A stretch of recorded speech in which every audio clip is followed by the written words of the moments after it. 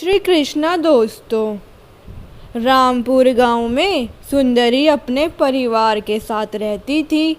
उसके परिवार में उसका पति चंदन, बेटा अंकित और बेटी प्रिया थे। सुंदरी और चंदन दोनों बहुत ही गरीब थे। ये दोनों अपने बच्चों को पढ़ाने के लिए खेत में काम करते थे। चंदन कहता है, मुझे लगता है कि अब प्रिया की पढ़ाई को रोकना पड़ेगा, क्योंकि अब दोनों का कॉलेज जाने का समय आ गया है। सुंदरी, पूरे परिवार में किसी के बच्चे भी पढ़े लिखे नहीं हैं, सिर्फ हमने ही बच्चों को पढ़ाया है, लेकिन अब बीच में पढ़ाई से रोकना ठीक नहीं है। चंदन कहता है, तुमको ये लगता है कि मैं अपने बच्चों को पढ़ाना नहीं चाहता हूँ? अरे ऐसा नहीं है भाई, मैं भी चाहता हूँ कि मेरे बच्चे पढ़ें लिखें और बड़े आदमी बने, लेकिन मजबूरी के सामने बच्चों की पढ़ाई लिखाई हार रही है। सुंदरी कहती है, हमारी मजबूरी के लिए सिर्फ प्रिया को ही क्यों झेलना है? चंदन कहता है, अब मेरी हिम्मत जवाब दे रही है। अंकित को पढ़ाते हैं और प्रिया की शादी कर देंगे, और क्या। सुंदरी कहती है, ठीक है, जैसा आपको ठीक लगे।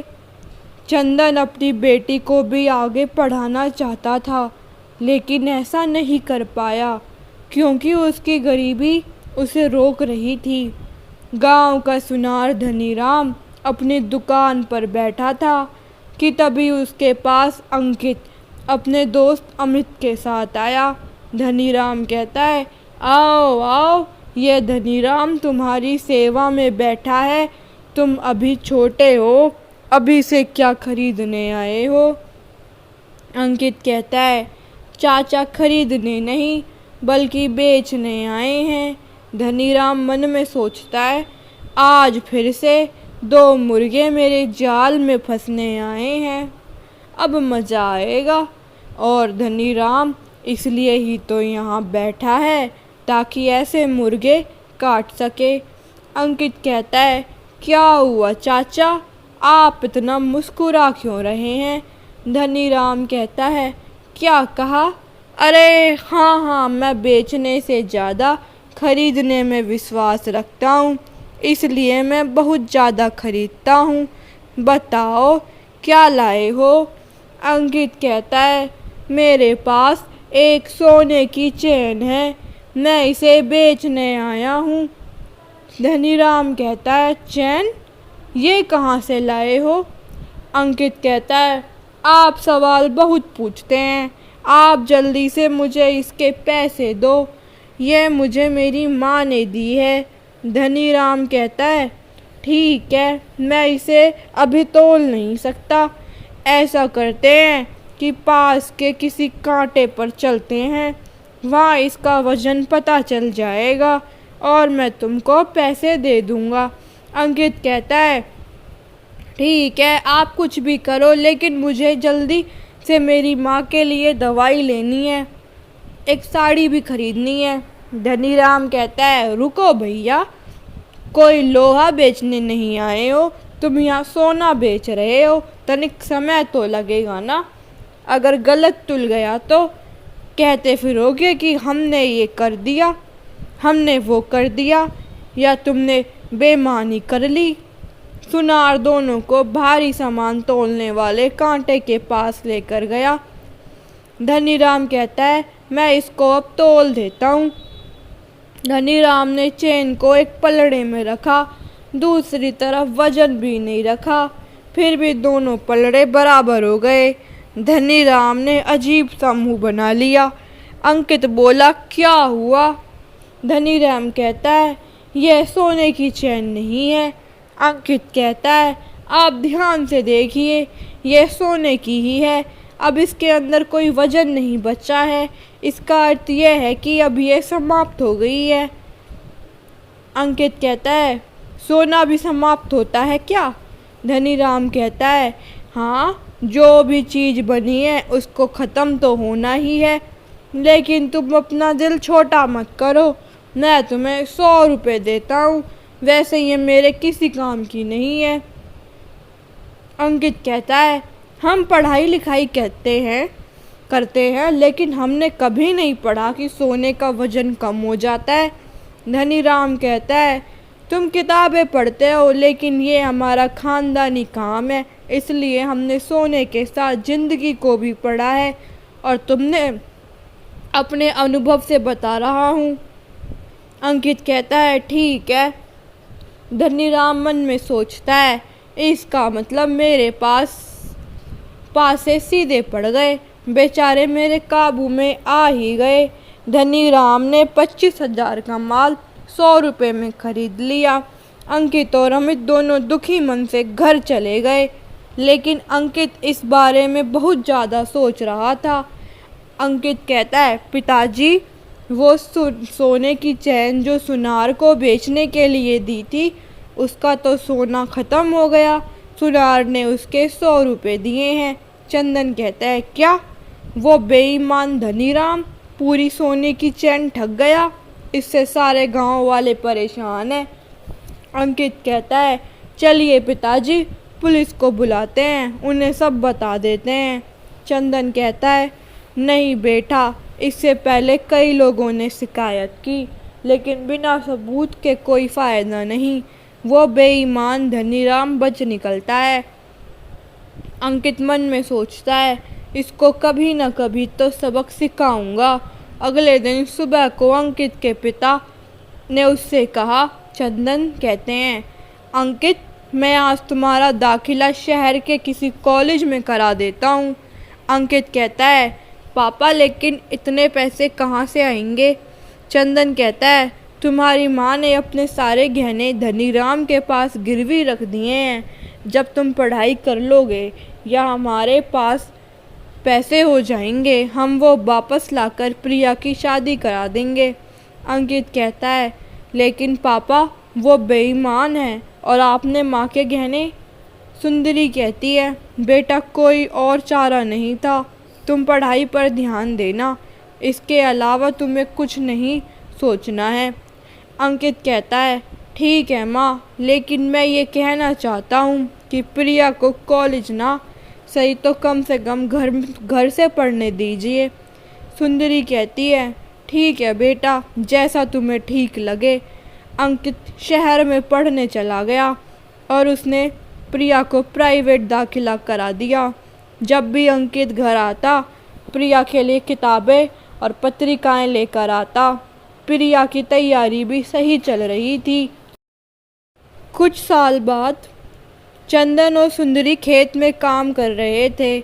चंदन कहता है, हमारे पास कुछ पैसे आ गए हैं, अब हमें धनीराम से गहने छुड़ा लेने चाहिए। सुंदरी कहती है, हाँ, हम आज ही धनीराम के पास चलते हैं, क्योंकि कुछ दिनों में प्रिया की शादी है। सुंदरी, धनीराम बहुत बेईमान है। अब उसकी बेईमानी के किस्से सब तरफ मशहूर हैं। मुझे तो बहुत चिंता हो रही है, कहीं वो हमारे गहने बदलकर नकली ना दे दे, क्योंकि गांव के बहुत लोगों के साथ वो ऐसा कर चुका है। चंदन कहता है, तुम बेवजह इतनी परेशान हो रही हो, वो हमारे साथ ऐसा नहीं करेगा। दोनों पति पत्नी अपना सारा काम ख़त्म करके धनीराम के पास जाते हैं। धनीराम कहता है, आइए आइए और बताइए, आज क्या बेचने आए हो? चंदन कहता है, धनीराम, मैंने तुम्हारे यहाँ अपनी पत्नी के गहने गिरवी रखे थे, मैं वही लेने आया हूँ।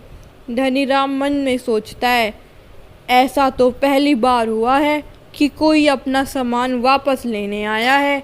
चंदन कहता है, क्या हुआ, तुम भूल गए क्या? मैं भीख हूँ। धनीराम कहता है, नहीं नहीं, मैं तुम्हें कैसे भूल सकता हूँ, लेकिन मुझे गहने याद नहीं है कि तुमने कौन कौन से गहने गिरवी रखे थे। सुंदरी कहती है, गहने दिखा दो, मैं अपने गहने पहचान लूँगी। धनीराम कहता है, मेरे पास कोई गहने नहीं है, मैं ऐसे कैसे किसी और के गहने तुम्हें दे सकता हूँ। और हाँ, इतने वर्षों में बहुत ज़्यादा ब्याज हो गया होगा, जो तुम चुका नहीं पाओगे। चलो यहाँ से जाओ। चंदन कहता है, धनीराम, तुम्हारे पास पैसे की कोई कमी नहीं है, लेकिन मैं एक गरीब पिता हूँ और मैं तुम्हारे आगे हाथ जोड़ता हूँ। मेरी बेटी की शादी है, तुम मुझे गहने वापस कर दो। धनीराम कहता है, चलो यहाँ से जाओ, मेरे पास कोई गहना नहीं है। एक बार कह दिया समझ में नहीं आता क्या? चंदन, मैं गरीब बाप हूँ, मुझे अपनी बेटी की शादी करनी है। धनीराम कहता है, हाँ हाँ, जाओ जाओ, मेरी बेटी की भी शादी है। धनीराम ने चंदन और सुंदरी को बिना गहने दिए ही भगा दिया। पूरा गांव धनीराम से परेशान था, उसने सभी लोगों के साथ धोखा किया था। चंदन कहता है, अब हम अपनी बिटिया की शादी कैसे करेंगे? कुछ समझ नहीं आ रहा। इस बेईमान सेठ को हम गरीबों को लूटकर क्या सुकून मिलता है? सुंदरी कहती है, आप परेशान मत होइए, भगवान सब ठीक करेगा। हमारा सही समय भी आएगा और इस सेठ को सबक भी मिलेगा। धनीराम अपनी बेटी के विवाह से एक दिन पहले सारे गांव को दावत पर बुलाता है। सभी अमीर लोगों की शादी देखने और अच्छा खाना खाने जाते हैं। सब कुछ अच्छे से चल रहा था, लेकिन तभी वहाँ 3 गाड़ियाँ आकर रुकी। सभी हैरान हो गए। धनीराम कहता है, कौन आया, कौन आया, कौन है? सामने कुछ पुलिस वाले और अधिकारी खड़े थे, जिसमें अंकित भी था। धनीराम कहता है, अरे अंकित बेटा, तुम इतनी सारी पुलिस के साथ क्यों आए हो? तुमने ऐसा कौन सा गुनाह किया है जो पुलिस वाले तुमको पकड़ रहे हैं? अंकित कहता है, धनीराम, आप जुबान संभाल कर बात करो अपनी, और मुझे साहब कहकर बोल, क्योंकि मैं एक आयकर विभाग अधिकारी हूँ। धनीराम कहता है, क्या तुम ये सब? अंकित कहता है, तूने मेरे बाप के साथ ना जाने कितने लोगों को ठगा है, मैं आज तेरा हिसाब करने आया हूँ। धनीराम कहता है, देखिए साहब, मेरी बेटी की शादी है, अभी ऐसा मत कीजिए। अंकित कहता है, मैं तुमसे कोई निजी दुश्मनी नहीं निकाल रहा, बल्कि कानून के बारे में तुमसे बात कर रहा हूँ। आज तुम्हारे सारे काले चिट्ठों का हिसाब होगा। धनीराम कहता है, मुझे माफ़ कर दीजिए, मैं तुम्हारे आगे हाथ जोड़ता हूँ, मैं तुम्हारे पैर पड़ता हूँ, मैं कुछ नहीं करूँगा और सभी का धन वापस कर दूँगा। कोई भी उसकी बात नहीं सुनता। सभी टीम के सदस्यों ने धनीराम के घर और दुकान पर छापा मारा, जिसमें बहुत सारा अवैध धन पाया गया। गांव वालों का धन उन्हें लौटा दिया गया। अंकित ने धनीराम की बेटी की शादी कराई और फिर अपनी बहन की शादी भी धूमधाम से करा दी। धनीराम को सबक मिल चुका था। ये तो आपने सुना ही होगा, जैसा हम दूसरों के साथ करते हैं वैसा ही हमें मिलता है। और सबसे ज़रूरी बात, शिक्षा बहुत महत्वपूर्ण है, क्योंकि कलम की ताकत तो अन्याय को हराया जा सकता है। धन्यवाद दोस्तों। अगर आप सभी को मेरी कहानी अच्छी लगी तो मेरे चैनल को सब्सक्राइब करें, वीडियो को लाइक करें और शेयर करें।